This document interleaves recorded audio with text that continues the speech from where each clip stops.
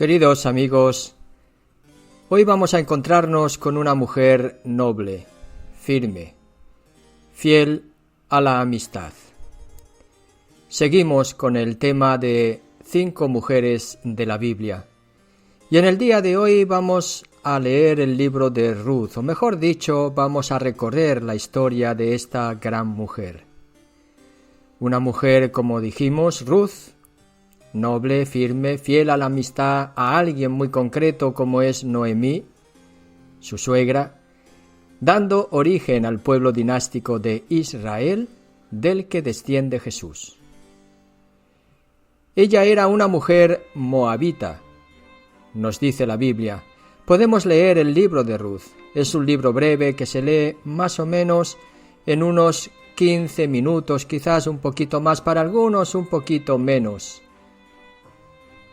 Ella es moabita, como dije, y los moabitas, o para entender quiénes son los moabitas, la misma Biblia nos explica que hay 2 hijos de Lot, Amón y Moab, tenidos de la relación incestuosa con sus hijas, que lo emborrachan para perpetuar la generación después de la destrucción de Sodoma y Gomorra. Pueden también remitirse a este texto en el libro del Génesis.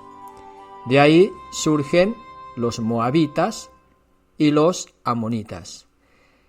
Eran 2 pueblos politeístas, y si bien anclados en la historia de Israel, forman parte de los pueblos considerados fuera de su pueblo a causa de la idolatría.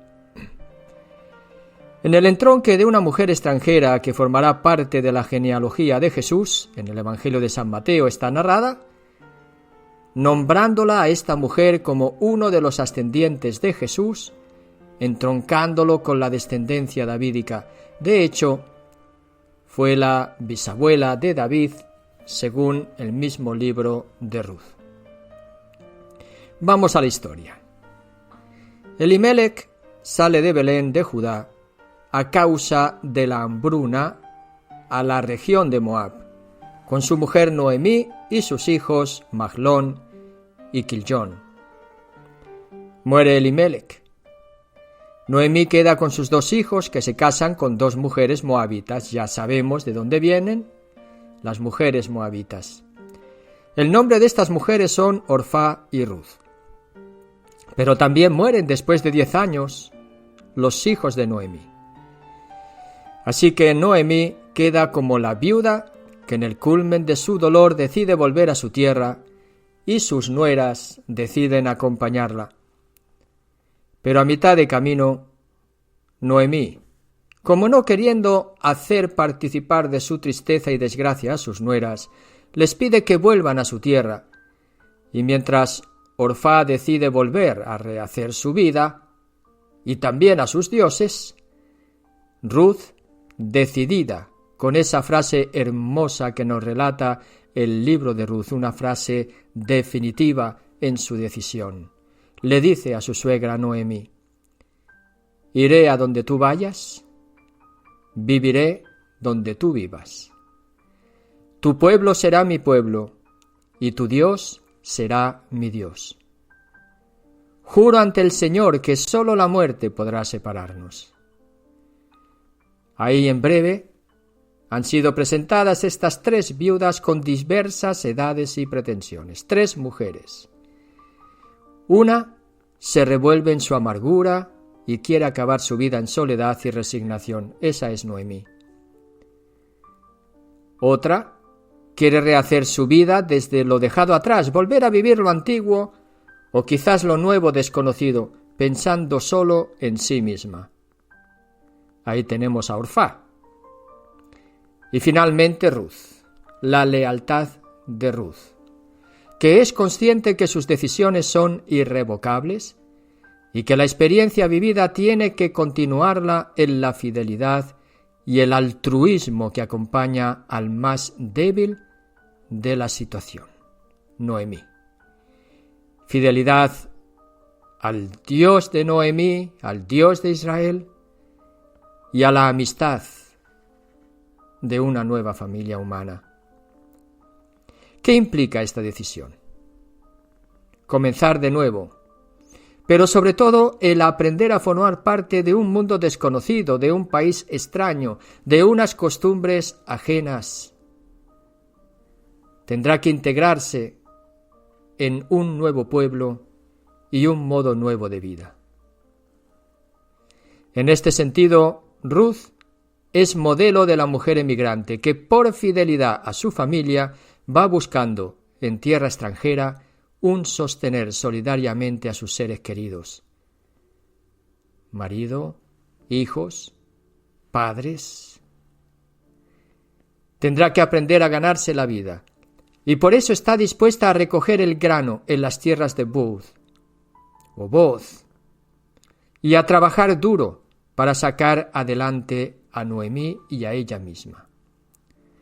Su nobleza y aprendizaje de las costumbres, a través de esa extraña para nosotros artimaña de seducción que le propone Noemí, de conquista del beneplácito de Boz, hace que finalmente, por la ley misma del levirato, consiga que Boz, como pariente de Elimelech, acepte ser su goer, es decir, su rescatador, y así va a asumir el derecho de las propiedades y va a convertirse y va a hacer de Ruth su mujer, para perpetuar así la descendencia de Elimelech.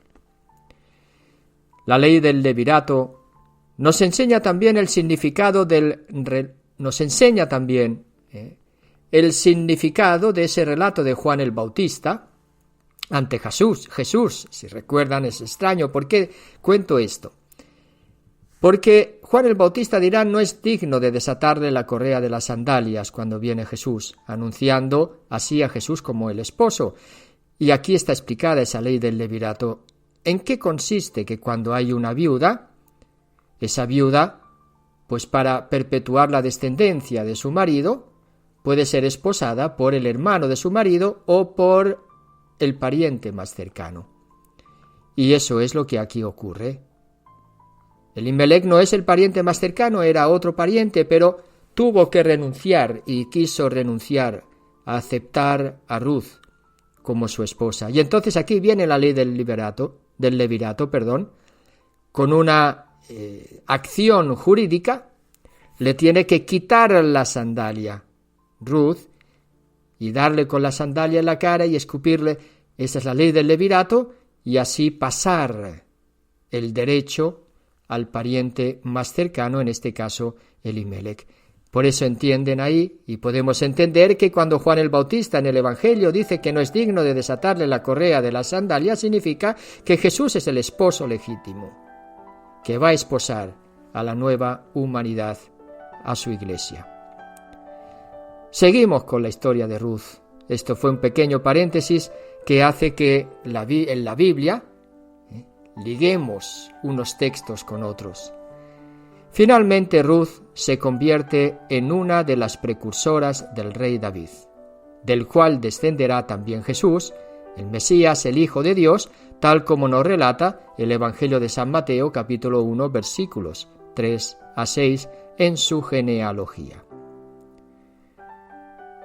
Ruth representa a la mujer que anticipa la era mesiánica como la unión de los dos pueblos, paganos y judíos. San Pablo a los Gálatas: por el bautismo somos hechos uno con Cristo, ya no hay más judíos ni paganos, y ahora vienen a unirse. Ruth representa, es figura de esta realidad mesiánica, donde paganos y judíos vienen a unirse en uno solo en la nueva alianza. Anticipa así esta historia de Ruth a los pueblos paganos que se harán que se harán herederos de la promesa por medio del misterio revelado en Jesucristo, en términos de San Pablo. ¿Qué valores femeninos nos puede revelar Ruth en este libro? Yo voy a enumerar 3 valores fundamentales. Primero, Ruth nos revela la mujer que sabe ir más allá de sí misma, entregando su vida al más débil. Para realizarse como mujer no basta pensar solo en los derechos propios, también legítimos, como Agar, la esclava, la mujer que vimos en otro capítulo. Segundo, Ruth nos enseña que el cambio en una sociedad no se reivindica con la ruptura violenta o con la huida desinteresada e insolidaria respecto a esa misma sociedad o pueblo. Una sociedad solo desde dentro puede ser cambiada, asumiendo los valores existentes e incluso hasta sus defectos. Solo así será posible transformar de una manera eficaz el mundo en el que se vive. La riqueza personal e individual se hace fecunda no en la ruptura, sino en la integración creativa. Amistad fiel, decisión firme, fidelidad al Dios de Israel, solidaridad con el necesitado. Esos son los valores que cambian una sociedad. Y finalmente, en tercer lugar, ella, Ruth, que parece no ser la protagonista de la historia, desapareciendo incluso al final de la misma en la genealogía que es presentada, porque será Buz el que engendra, es sin embargo aquella que reaparecerá en el Nuevo Testamento en la genealogía de Mateo. Buz engendró de Ruth a Obed. Obed engendró a Jesé, Jesé engendró a David. Nos cuenta San Mateo. Hay tres actitudes diferentes desde las tres viudas del libro de Ruth, pero la que permanece es aquella que ve como parte de su identidad el formar parte también de la identidad de un pueblo, no rompiendo con él, poniendo su vida al servicio del mismo. Vamos a recapitular. 1. Desde Eva, la mujer se encuentra en comunión de vida con el varón, con Dios, con la creación. Esto nos enseña que todo proyecto femenino tiene que realizarse en la búsqueda de estas tres comuniones de vida. Repito, comunión de vida con el varón, con Dios, con la creación. Segunda mujer, Agar. Desde Agar, la mujer realiza sus proyectos personales en la lucha por la vida y la libertad personal. La identidad individual. Tercero, la mujer del día de hoy, Ruth. Desde Ruth podemos descubrir que la mujer, o en la mujer, en el desarrollo de su proyecto no hay un proyecto personal absoluto, sino desde la entrega al más necesitado. Desde la participación en la vida de un pueblo, desde la fidelidad a los valores recibidos y en la fe en el único Dios de Israel. Ahí tenemos esas tres mujeres que hemos visto hasta ahora y que van a prefigurar la comunión de Dios realizada con la humanidad, la libertad auténtica para el amor en Cristo Jesús y la entrega generosa de la vida que da lugar al nacimiento de un nuevo pueblo de Dios. Como Agar encuentra en el pozo y ve al Dios quien la ve, la samaritana, que será la próxima mujer en el próximo capítulo, encontrará en Jesús el agua viva que saciará su sed. Junto con la Magdalena, la Eva aplastada por 7 demonios, será también la primera testigo de la nueva vida en Cristo Jesús, su resurrección. Y finalmente la nueva Ruth, esposa iglesia del nuevo pueblo de Dios. Veremos en el día de mañana a estas dos grandes mujeres, a la Magdalena y a la samaritana. Hasta pronto y bendiciones.